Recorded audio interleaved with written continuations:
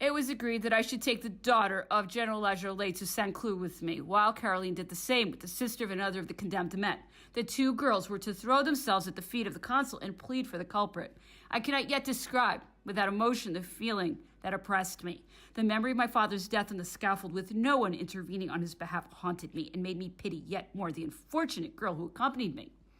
The hope of saving a man from such a fate, the fear of failure, moved me to such an extent that when we arrived at Saint Cloud, I was all in tears, 1,000 times more wrought up than my young companion, who looked at me in astonishment. Passers-by might indeed have made the mistake as to which of us was about to plead for her father's life. My mother was worried as to the effect these scenes would have on my health. The consul was touched and hastened to relieve my distress by granting my prayer. Caroline was also successful with her protégé. My mother had taken upon herself the defense of those who were the most guilty. The consul resisted in the case of Messieurs de Polignac and de Rivière. They had been the aides-de-camp of the Comte d'Artois and were especially sent from England to assassinate the head of the French government. He thought that clemency in this instance would encourage similar expeditions in the future. My mother, however, kept bringing up the matter until her very evident grief obtained what his political wisdom refused.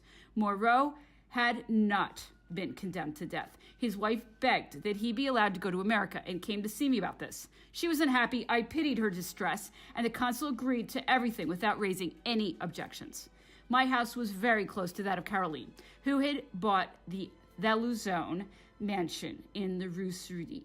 My husband and I went there every day. One evening, Caroline said to me sadly, "They have just taken the Duc d'Enghien to the fortress of Vincennes.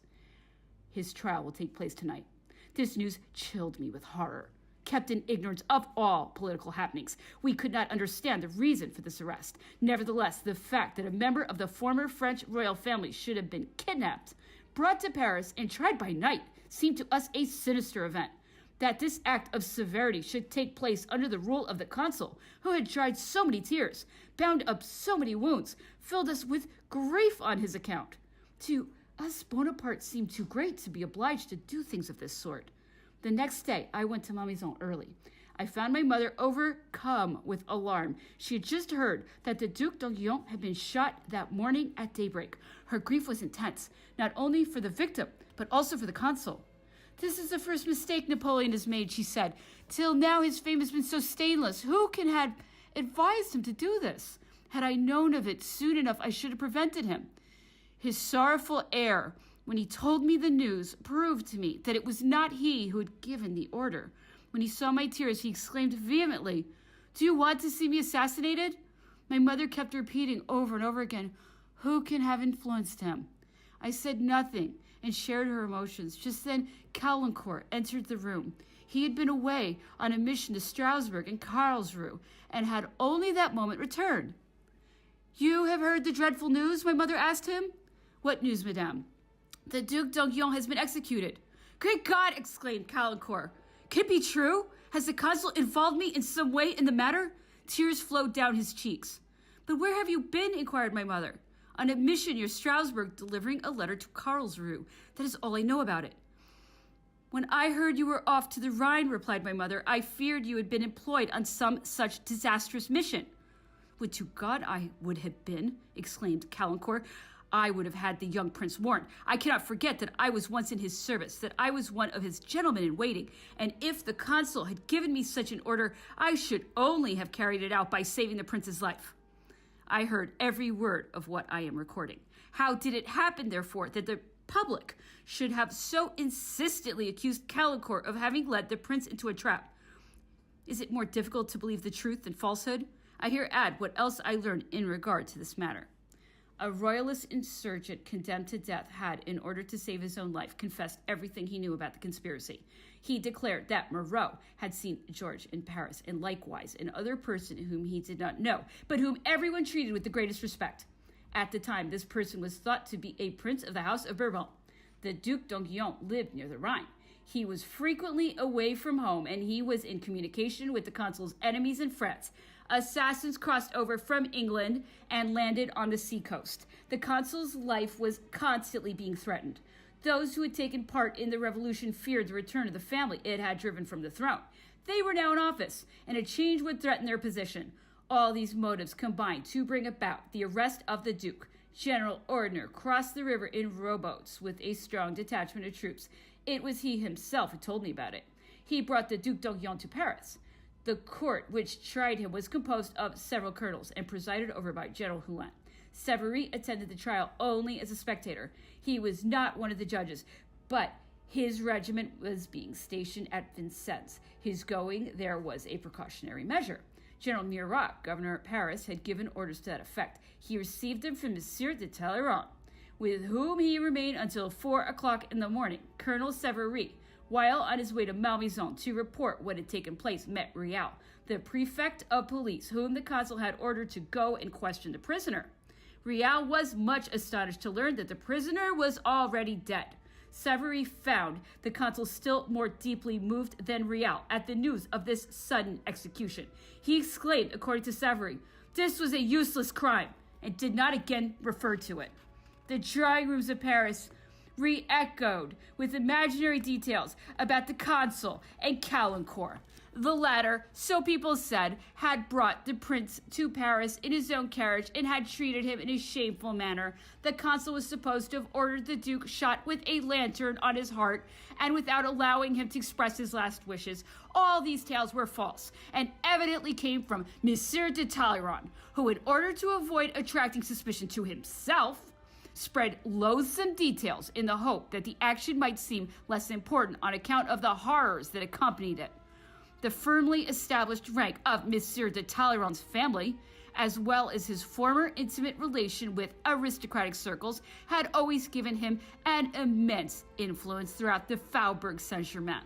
Minister during the Republic, minister during the Consulate, minister during the Empire, renegade priest who had taken a wife, everything he did was regarded favorably.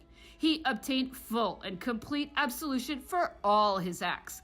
Consequently, no one thought of blaming him for the death of the Duc d'Enghien, of which he was one of the principal instigators, whereas Caulaincourt and Savary, who were innocent, were unhesitatingly condemned.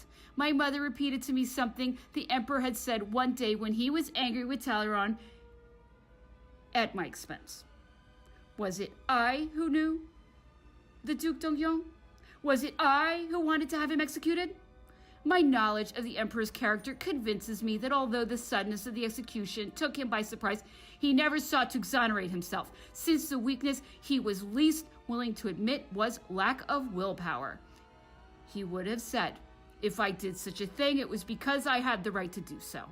I might add in support of this opinion these words of his, which were repeated to me: "Has any family the right to commit crimes without being punished for them? All the conspirators received a fair trial. I pardoned many of those who sought to kill me, but I could not pardon all those who sought to betray France by bringing back the conditions which ruined her. For that matter, it was at this time that all the men who had helped bring about the revolution rallied about the consul. He will never prove a monk, they declared. He has proved that. He can be trusted." It was later that I learned these various details, whose significance I leave to my reader's judgment. To us, the Duc d'Enghien, cut off thus in the bloom of his youth, appeared a pathetic victim of a political situation we did not understand, but whose results grieved us bitterly. All these incidents contributed to bring about an event of great importance.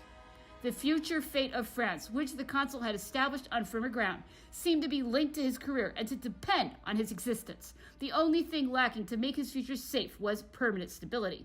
To achieve this, the empire was established. The consul was appointed Emperor of the French Republic, May 18, 1804. A new dynasty was created, which consisted only of Joseph, Louis, and their children. Lucien was excluded because he had just married a woman who did not please the consul, and whom he had given his word of honor not to marry. The birth of a son caused him to forget his promise and brave his brother's anger. In connection with this, Caroline and I received a severe rebuke from my stepfather. It was while the latter was on a trip to Bologna that Lucien took advantage of the opportunity to get married and to announce the fact to all his family and to my mother. The latter had remained at Saint Cloud and felt she should not take any steps towards receiving Lucien's wife without having been authorized by the consul to do so. My husband, on the other hand, declared, Joseph is the eldest of us all. Whatever he chooses to do, I will do also, without consulting the consul, whose violent opposition to the match we nevertheless suspected. The marriage was publicly admitted. The reason given was that it had already taken place. Lucien came to see us with his wife, who was really remarkably beautiful. I, in my position, could not do otherwise than to follow my husband's example. Consequently, I did as he wished. But the consul, on his return, having heard that we had acted in this way, reproached both his brothers. What he may have said to the others, I cannot tell. But one morning, when Caroline and I were with my mother, he flew into a temper with us, such as I have never seen him in before. He reproved us for having given the name of sister to a woman whose reputation was not unblemished. He told us that not only had we failed in the obedience due him as head of the family, but also we had lacked self-respect. See what this means, he exclaimed, as he walked about the drawing room without even looking at us. I attempt to establish better public morality, and such a woman is accepted as a member of my family. I am the head of a nation to which I am responsible, not only for my own actions, but also for those of the people about me whose example may be followed. I will not allow things to occur which give an excuse for imitating the vices rather than the virtues which the masses have a right to expect from those whom they have placed in authority and whom they obey. The people of France are essentially moral. The leaders of France must be the same. The country was ruled too long by nobles who believed they could do as they pleased. Those who are not with me are against me. I have duties to perform, and I will perform them. I shall be pitiless. Jerome, following Lucien's example, had married, without the consul's permission, a young American girl from the United States. My mother intervened on their behalf, but the consul remained inflexible, saying that those members of his family who did not recognize him as its head ceased to belong to it. Was the consul right or wrong in establishing the empire? This is a question which I do not consider myself qualified to discuss. I can only record what I saw myself. All political parties supported this action. The men who were the most uncompromising in their opinions, namely the Republicans, did not blush to give their allegiance to the empire. Although the determined character of Napoleon might make them feel that their idol, liberty, was in danger, at any rate, this newly established dynasty was a symbol of that other idol of theirs, equality.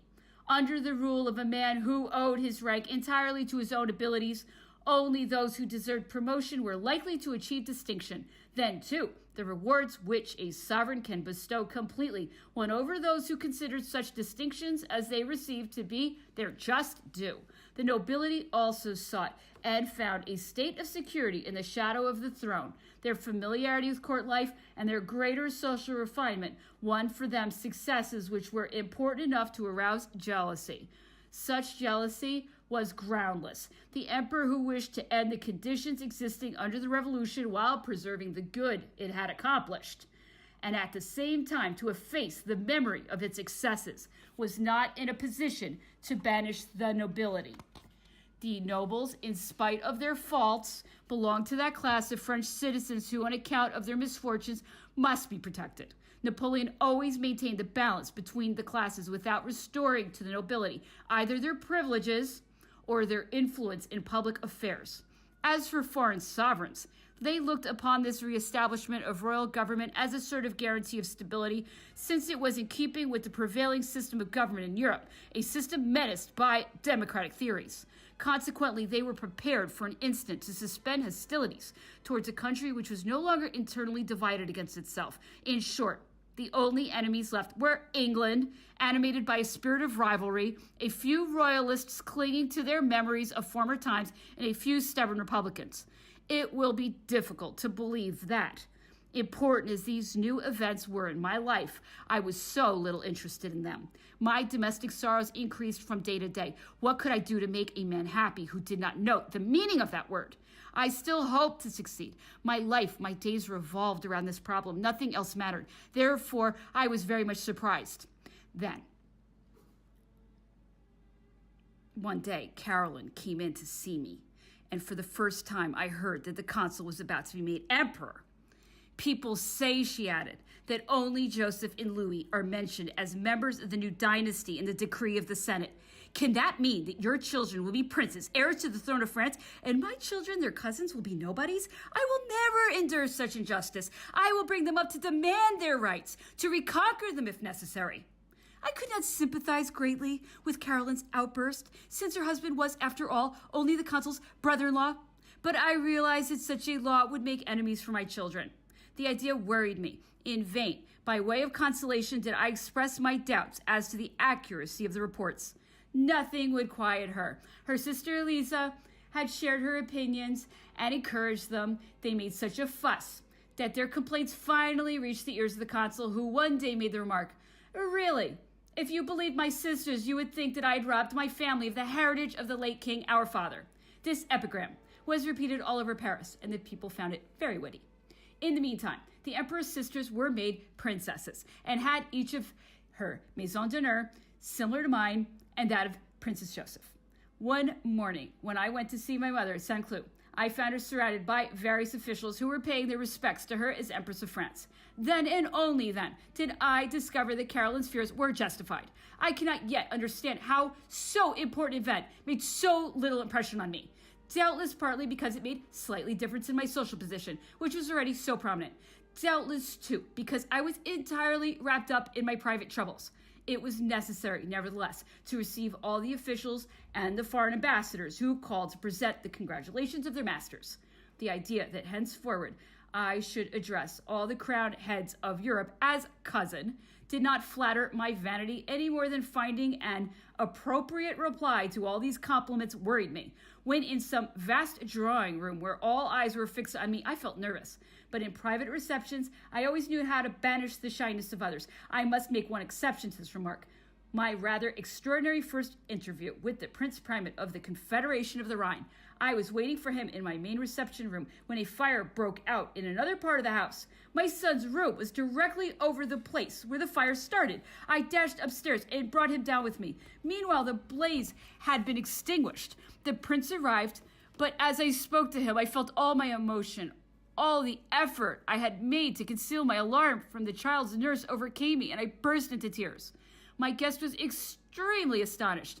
The more he sought to find out the cause for my grief, the less able I became to answer his question.